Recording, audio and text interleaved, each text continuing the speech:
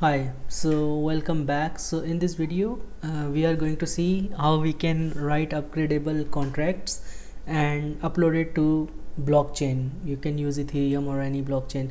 So basically the upgradable contracts are like let's say you have a company and you have uploaded a smart contract which manages your company's management, and suddenly you realize that the smart contract like it misses a function, like you want to implement an additional functionality in the smart contract, but as you know that as you upload the smart contract on the blockchain network, they are immutable. You cannot change them, you cannot like change the code, but what you can do is you can create a proxy contract, and the proxy contract actually points to that main contract which you have deployed earlier, and now you want to update that contract, so you deploy another contract with an additional functionality, and the proxy contract is going to point your contract to the new deployed contract.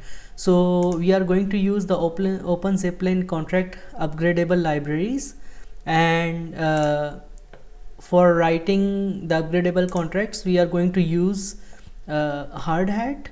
So let's start coding, and like during the coding I'm going to explain how these upgradable contracts work.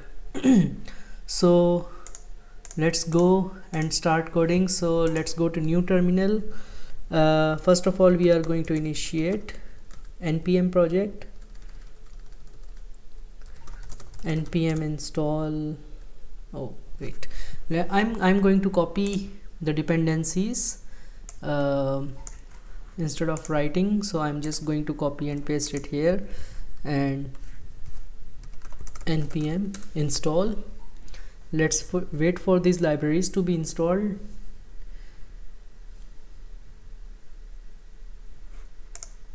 In the meantime we can create an env file and we can copy and paste this. So let's remove this contract address and let's remove this contract address too, because we are going to write two contracts, and first we are going to deploy the first proxy contract, and then we are going to update this proxy contract and add a new contract because that's upgradable contract.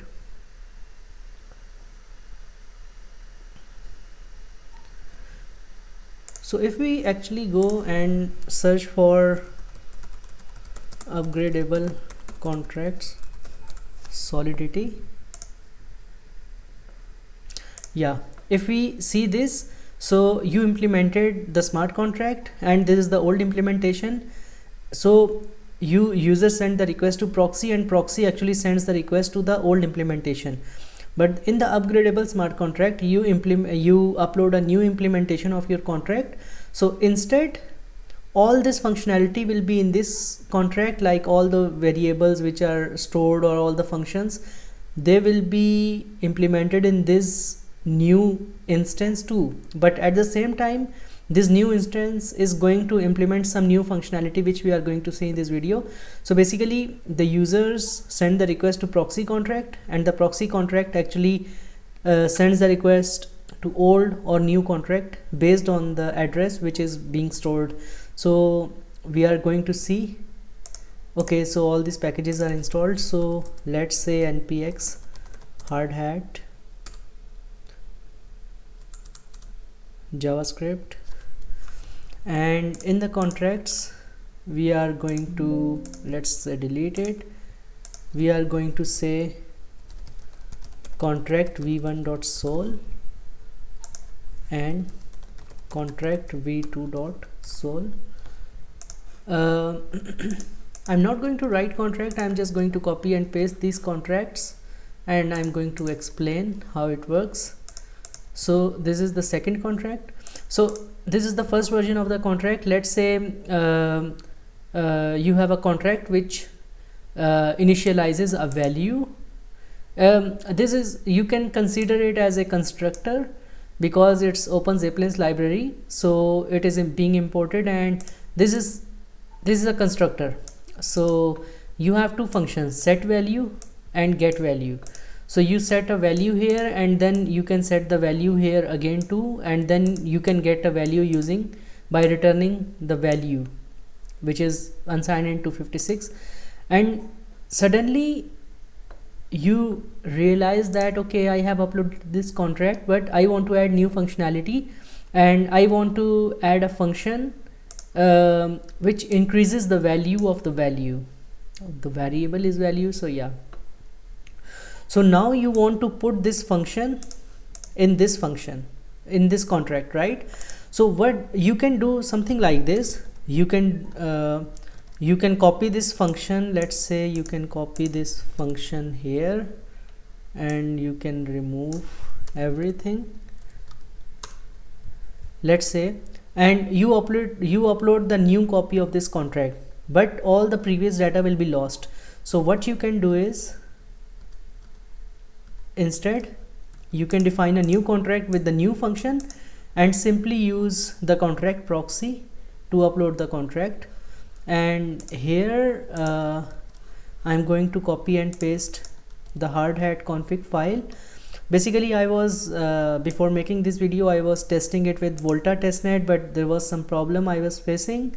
So I'm using Polygon-matic here, and I have tested it and it works like fine, but let's see in the video if we are going to get an error. And then in the scripts, let's say in the deploy script, we are going to copy and paste this, and let's say there is a new script, deploy v2.sol. no, it's not a sol, it's JS, sorry. And this is, so first of all, it's going to take the contract v1 and it's going to give this value. Just make sure you put this value in the square brackets, because that's the syntax. If you don't put square brackets, it's going to give you an error. So this is your box v1 variable. Let's call it contract v1, and let's say this is the proxy, and you are going to use this proxy, and this proxy will be deployed, and we are going to see the address. So we can say npx compile, no, npx hardhat compile. So 4 files have been compiled, and let's try to run npx hardhat run -- network matic and scripts / deploy.js. Let's wait for it to be deployed, and then we are going to interact with the contract.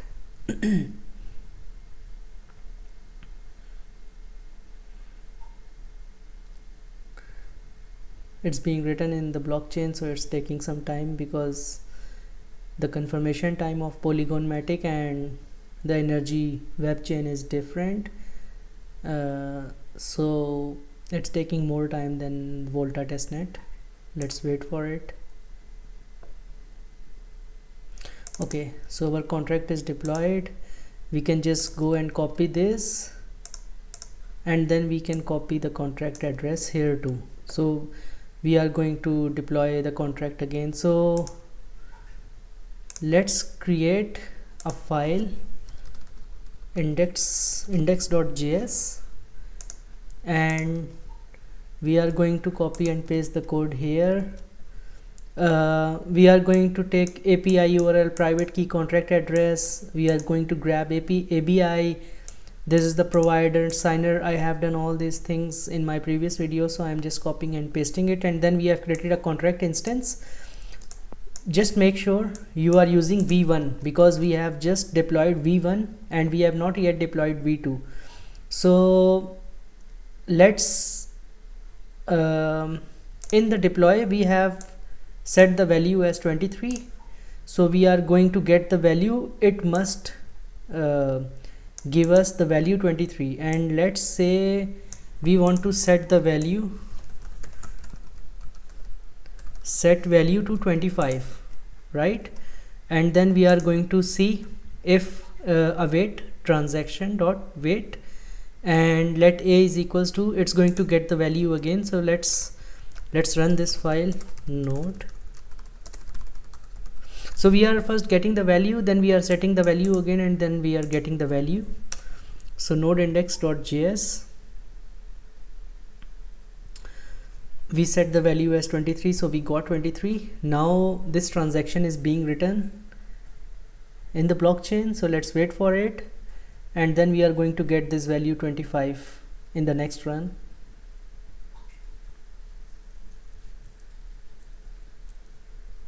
Okay, so you see we got the value 25. Now we have this function here which is in contract v2, so we can try to call this function here. Okay, we can try to call this function. Let's remove everything.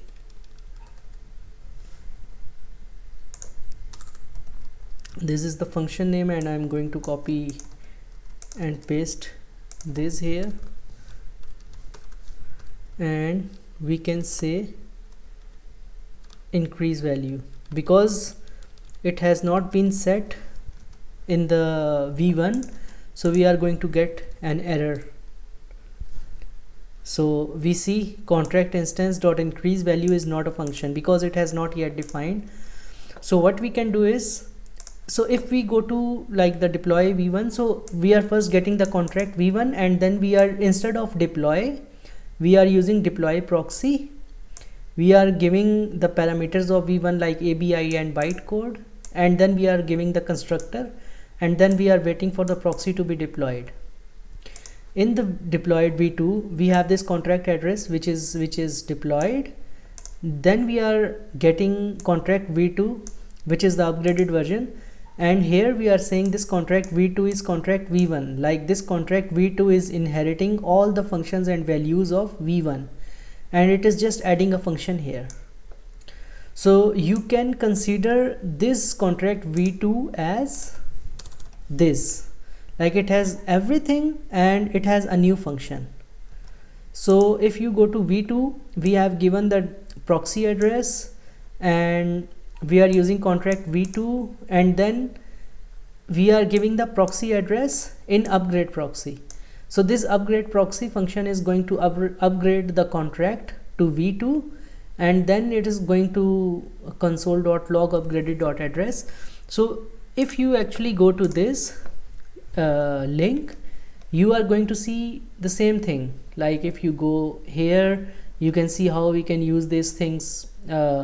So I am actually doing the same thing which has been done in this tutorial or in this installation guide, but since it doesn't provide any like file where we can actually test the functionality of our contracts, so I am writing these files to check the functionality. So if you want more information, you can go to that link too. So we have this deploy v2, so we can try and let's try and deploy v2. We have given v2, yeah, it's fine. So deploy v2 and networkmatic. Let's wait for the contract to be deployed.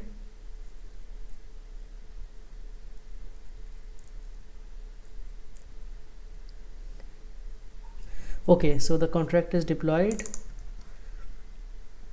and you are going to go to environmental variable. So if you see these two contract addresses, they are same. So the proxy contract address is same, but the implementation contract like the v1 and v2, their addresses are changed in this proxy contract. So it's going to be same, and we are going to send the request to the same v2. So here instead of v1, now our main contract is v2, the upgraded contract, so we are going to say it's v2, and the API URL and everything is same. So let's grab the value of the previous contract, because if you remember we set the value as 25, now it must give us the value 25. So if we say node index.js, yeah, so you see this contract, the new contract which has been deployed, it has taken all the characteristics of this previous contract and all the states of this previous contract. So we are, when we are doing get.value, we are getting the same value which we got earlier, but now the new functionality has been added. So let's try, no, not this. So if you remember, when we try to run this function increase value, it did not run. So now let's try to run it again in the new implementation, and let's do this. So let's try to run node index.js again. The value which is stored is 25 and it should give us 50, because if you go to this contract, its value plus is equals to underscore value, so it must add this value, so it must give us 50. 25 plus 25 is 50. So you see how you can create upgradable smart contracts using OpenZeppelin library, and you just need to use this Hardhat configuration, and you just need to, instead of like deploy function which are normally used to deploy a smart contract, you just need to use deploy proxy, and if you want to upgrade it, you can do upgrade proxy. And again, if there is a new contract, let's say there is a contract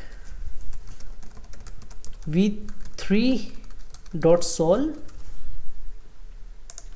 and let's say it's a new contract and it gives decrease value and it implements this function, and instead of v1 we are going to get v2. So it's contract v3 is contract v2. So now this is the third contract. So when you are going to deploy this third contract, what you are going to do is you are going to give the same contract, you are going to get as v3 and you are going to upgrade it. So as long as you have used this upgrade proxy function, you can upgrade your contracts as much time as possible as you want. So basically that's all about upgradable smart contracts, and if you want more information, I would suggest you to go to this link here, and you can use how you can use it with Truffle, Hardhat, and what are the best practices you can follow, and yeah, you can just read about it. So thank you very much for watching this video. So see you in the next video. Bye bye.